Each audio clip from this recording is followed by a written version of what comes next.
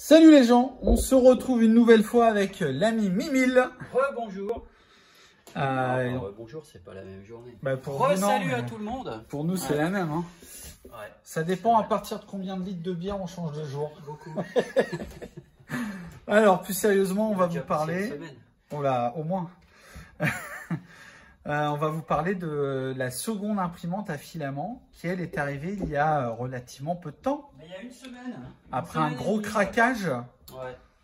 C'est-à-dire que tu as failli passer l'autre à la masse. Ouais, l'autre, je trouvais problème de fiabilité. En fait, c'est que je lançais une impression et des fois ça marchait très bien. Et puis des fois, au bout d'une dizaine d'heures, ça se mettait à bugger et on plantait tout.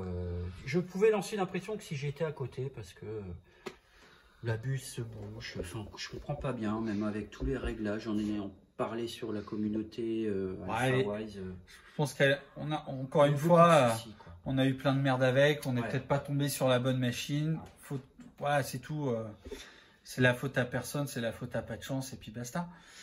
Bon, elle nous a quand même servi à sortir un paquet de trucs. Vous avez vu certainement déjà la table de Necromunda. Déjà quand vous avez sorti ça et puis des kilos de socle, des trucs pour les copains, des décors, en veux-tu, en voilà. Je veux dire, t'as sorti combien de kilos de plastique avec ça? Je sais pas. Plus de 12, 15 kilos, peut-être une quinzaine de bobines. Donc en 2 ans, elle n'a pas démérité, je pense que. Et puis c'était aussi une bécane de il y a 2 ans qui valait que 250 balles. Acheté sur un sombre site chinois. On a fait des belles pièces quand même. Ouais, carrément. Donc on a décidé de passer le cap. Et de reprendre une machine qui a 2 ans de moins forcément. Et on voit quand même que par rapport à l'autre... Elle a une autre gueule quoi. Elle a une autre gueule, ça fait plus quali. Ouais, c'est un peu moins cheap. Hein. Alors pour les gens qui suivent un petit peu l'impression 3D, vous allez tout de suite voir que... Bon, c'est quoi le nom? C'est l'artillerie, c'est ça? C'est artillerie, c'est la Sidewinder X1. Donc c'est une machine qui a vraiment le vent en poupe en ce moment. Hein. Je pense qu'ils en vendent énormément. Alors, elle est plus chère, hein, elle est 100 € plus chère que l'autre. Sur Amazon, on la touche à 400. Si vous allez sur les sites chinois, on la touche à 330, 340 €. Donc, elle est un petit peu plus chère, mais elle est quand même plus quali. Il n'y a pas à dire, quoi. Hein. Elle présente beaucoup mieux que l'autre. Ouais, puis tu n'as pas déjà commencé en ouvrant le carton à changer le plateau parce qu'il déconnait. Ouais. Et puis une semaine après, à changer un bordel parce que ça n'allait pas. Puis à imprimer un bordel parce qu'il y avait autre chose. Cela dit, tu as tout de suite fait des mages dessus. Est-ce que tu peux en causer rapidement? Alors, j'en ai pas fait beaucoup. Alors, il y en a une que je n'ai pas pu faire, malheureusement, parce que... alors, il y a un petit boîtier ici. C'est une machine, c'est des nappes. Hein. Les autres, c'est des câbles. Hein. On voyait bien, il y avait des câbles un peu partout. Donc là, ce sont des nappes. Et il y a ce petit boîtier-là que je ne peux pas démonter. Parce que les gens qui ont vissé, il y a 2 petites vis, je peux démonter la première, mais pas la deuxième. Si vous voulez, la tête de vis est complètement ronde. Elle a été bouffée, en fait. Ils ont dû serrer ça comme des sagouins. Et donc, la vis étant, j'imagine, de moyenne qualité, je pense que sur des machines comme ça, il ferait mieux de laisser travailler les enfants comme ils le faisaient avant. Ils serraient moins fort sur les vis et ne pèteraient pas les moins cher. Ça, c'est sûr, parce que c'est quand même du made in China. Hein. Oui. Mais par contre, quand on reçoit la machine, il y a un carton de contrôle qualité où ils ont contrôlé certains points. Qui disent. Bon, il y a des petits tampons à chaque fois. Mais bon, alors... C'est écrit chinois, on n'a pas su déchiffrer. Pas vrai, ça on ne sait pas, mais... Donc, en fait, il paraît que sur les premiers modèles de Sidewinder, là, la nappe cramée. Mais Bertrand, c'est ce qu'il a commencé par faire sur la sienne. Ouais. Bertrand, c'est le copain d'Ojo du Pitou qui fait participer au CDA aussi sur la chaîne. Et lui, il a changé un truc pour pouvoir mettre sa nappe dans le plastique, je sais pas trop quoi. Ah, c'est encore autre chose. Bon, on en parlera après peut-être. Ouais, il y a une autre pièce. En fait, il y a 2 nappes qui cramaient. Il y a cette nappe-là. Alors moi, j'ai pas pu. Il y a possibilité de faire une pièce sur un site Thingiverse. Hein, les gens connaissent, les gens qui font de l'impression 3D. Il y a énormément de fichiers 3D pour tout. Hein. C'est gratuit, c'est gratuit. Hein. Sur Thingiverse, quasiment tout est gratuit. C'est monsieur tout le monde qui fait son petit fichier, qui l'envoie et qui le donne à la communauté. Qui le partage. Hein. C'est une communauté de partage. Et donc, il y a des pièces qu'on peut installer ici pour bien tenir la nappe. Bon. Moi, je ne peux pas l'installer parce que je ne peux pas dévisser. Alors, comme la machine est récente, d'ici 2-3 mois, je pense que je prendrai ma perceuse et que je ferai sauter la pièce. Mais là, pour l'instant, je me dis, s'il y a un problème, j'ai pas envie de faire sauter la garantie. Ouais, tant que ça marche. Voilà, donc je la laisse. Et puis d'autres personnes, hein, on connaît quelqu'un qu'on a acheté une vingtaine de machines et qui me disait que lui n'avait eu aucun problème depuis la deuxième version. Donc je suis un peu soulagé. Quelques départs de feu, mais c'est tout, quoi. Quelques départs de feu, mais rien de grave. Et l'autre pièce qui est, paraît-il, importante, c'est une pièce ici que j'ai imprimée pour tenir ce câble-là, parce que visiblement... Faut pas qu'il se coude. Voilà, ce câble-là se coude et se plie, et qu'au bout d'un moment, ça flingue la connectique. Et donc, bon, ça, c'est une pièce que j'ai mis... D'accord. Ça n'a pas été... Et le rail, sur ça aussi, tu l'as imprimé, ça? Alors ça, c'était dedans, mais les prolongations, la rallonge, là, en fait... D'accord. Cette pièce-là, c'est 2 tubes là. Hein, sinon, ça se casse la gueule, c'est ça? Non, voilà, là on les a imprimés. Alors, ils marchent très bien leur truc, mais on est obligé, en fonction de la taille des bobines, de changer. Ouais. Voilà. Et donc, avec celui-ci, c'est complètement universel. N'importe quelle bobine roule. Et vous voyez, ça, il y a ça des deux côtés, j'imagine. Elle a une semaine, hein, la machine. On a déjà passé un peu plus d'1 kilo, parce que ça, c'est la deuxième. Ouais, il y a déjà plus grand chose dedans. Ouais, il y a déjà 1 kilo qui est passé. Donc on imprime de la belle pièce. Hein. Alors au début, un petit peu compliqué, pareil, les paramètres. Hein. Il faut la prendre en main, je pense. Ouais. C'est pareil, il y a une grosse communauté.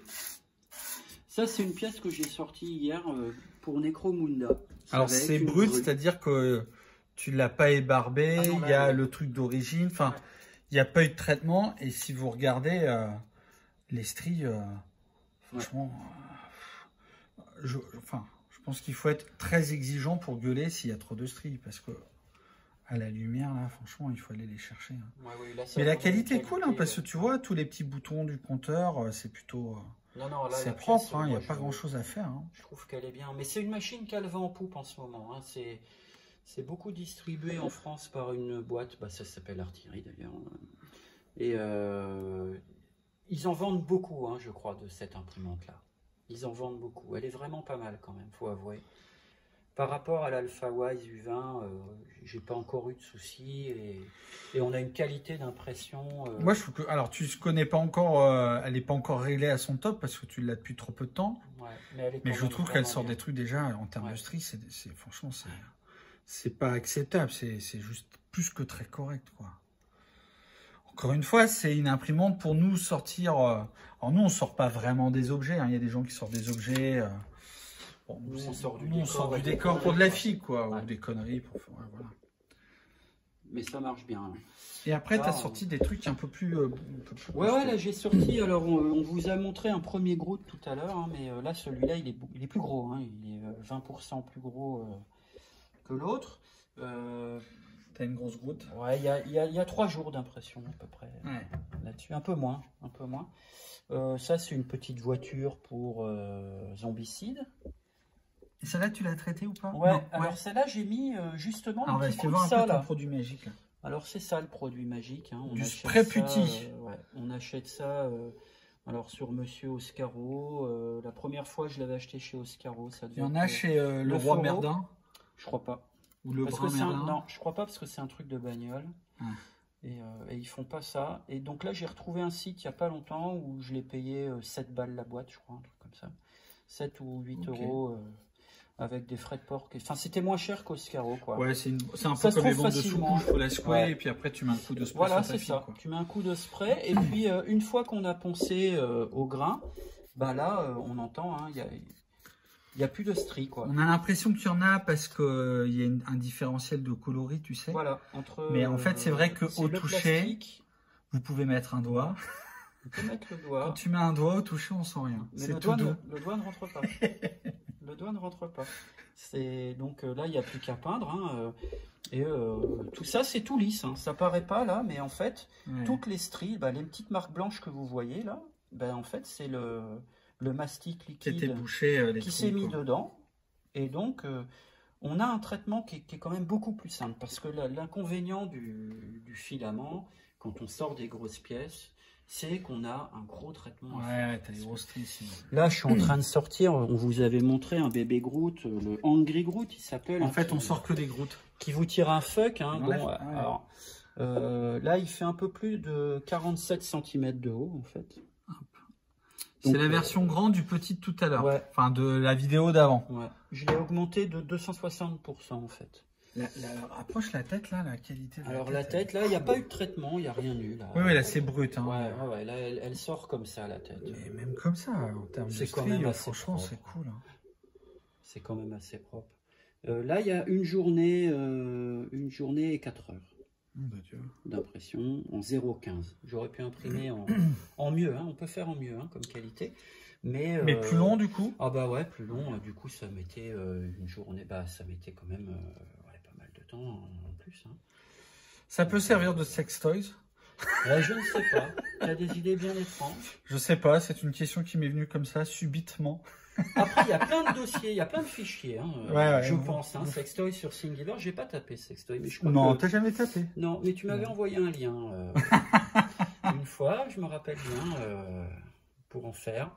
Et du coup, tu n'as pas franchi le cap. C'était un plug, je me rappelle, pour tout vous avouer, jeunes gens. Et merde, ça y est, elle est cassée. Voilà.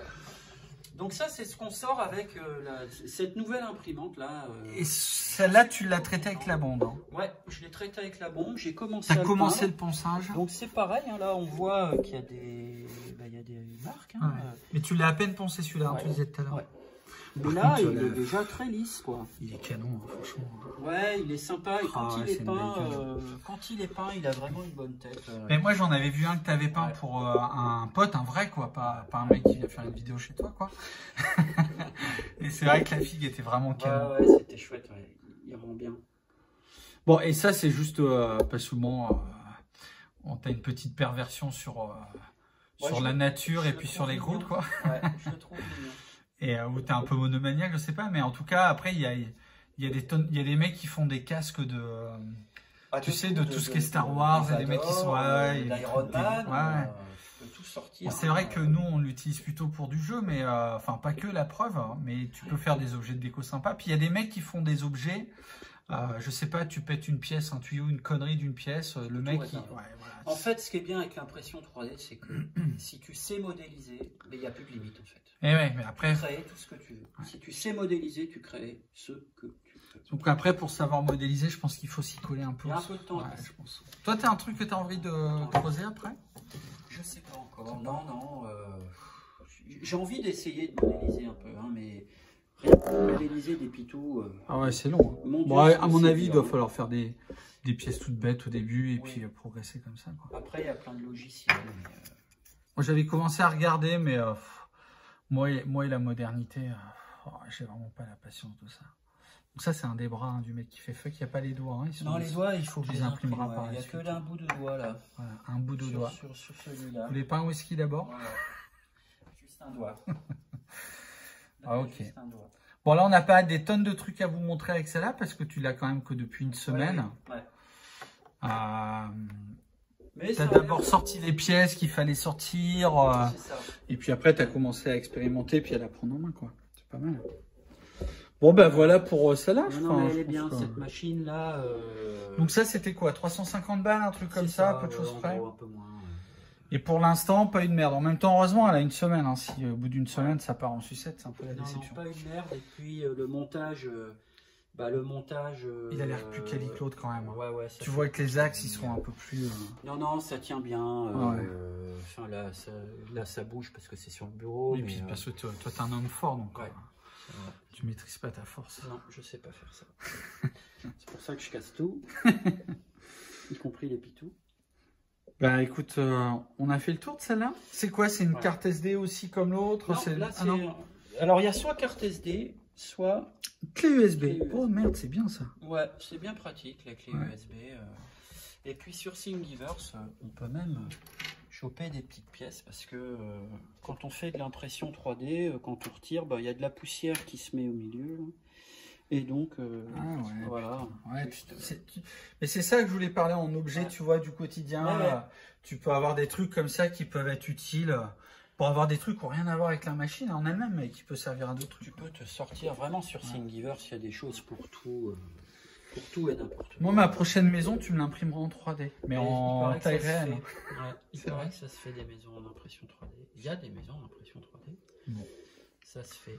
Mais ça, c'est une machine, il y a beaucoup de gens qui en parlent et c'est vrai que rien qu'à l'allure, elle inspire confiance. Quoi. Ouais.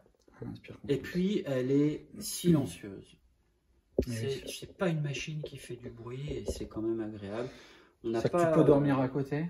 Bah, pas loin. Ah ouais, c'est cool. Pas loin, ouais. Comme ça, vous pouvez l'installer dans la chambre et même si maman elle gueule, vous lui dites que c'est de la mauvaise foi. Quoi. Voilà, parce que ça fait quand même un petit peu de bruit, il faut pas exagérer. Là.